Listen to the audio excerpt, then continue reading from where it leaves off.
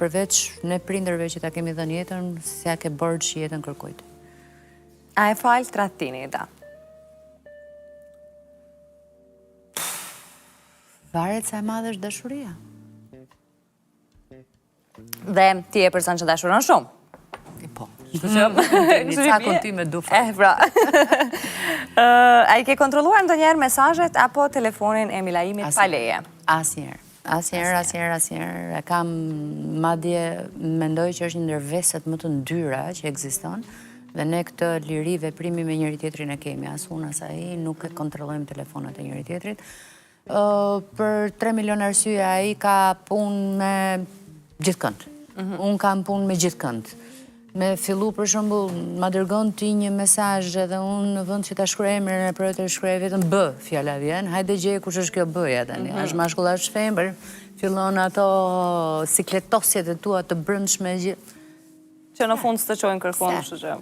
Ne jemi njerëz që jetën e jetojmë fort, bashkëpunojmë fort në shumë aspekte, jo vetëm familjare, po edhe kolegiale, kështu që i kemi liri veprimit e njëri tjetrit të teskajshme, të cilën për fat mirë nuk e keq përdorim.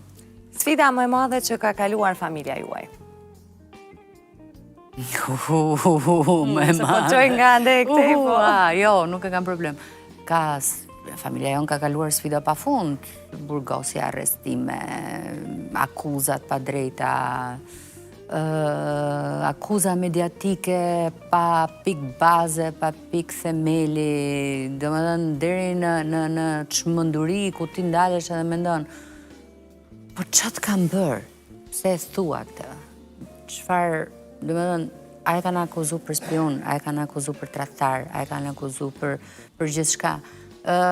Ndoshta unë si Ed nuk është që e kam vujt edhe aq sepse unë e njoh shumë mirë burrin tim.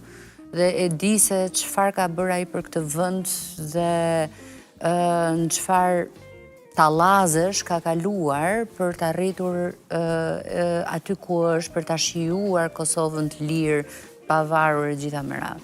Unë kam qenë, vajza ime e madhe ka lindur 9 ditë pas pavarësisë dhe unë kam qenë ajo që i kam thënë Milaimit, ti do rrish në Kosovë dhe do e jetosh, sepse krejt jetën tënde ke luftu për me pa atë vend të lirë. Po tha, po lindi vajza. Lindi. Të priti, nuk ka rëndësi. Po ti jetoje atë targetin e gjithë jetës tënde për cilën e ke humbë familjen, nuk e ngi me familjarët e tu, me nënën tënde, me babën tati, ke pa 2 herë në 18 vjetë, edhe është të mërshme, dhe nënën e ka të zhdukur, dhe dalin njerëzit të akuzojnë jo znaçk, jo spion, jo ka qu dokumenta me valigjen Hag, jo dikush pas kështën, dhe kjo ishte habia me madhe që unë jam të rënditur realisht shumë, që kishte një shpifje e frikshme, si pas ti, Milaimi kishte thënë që vrasjen e nënës Milaimit në lagjen Sofali dhe kalljen e saj për zgjalli, dhe që ne ende nuk i dim eshtrat e saj ku janë, Milaimi akuzoka direkt Hashim Thaçin, masi ai pas ka dhënë urdhër, një gjë që thash, a din këta njerëz me ndalë fantazinë e tyre të ligë ndonjëherë? Më thënë se kjo është e tmerrshme. Se për që na kanë thonë që ju po rreni, dini ku është Nona Ali, kjo është bërë e zakonshme tash.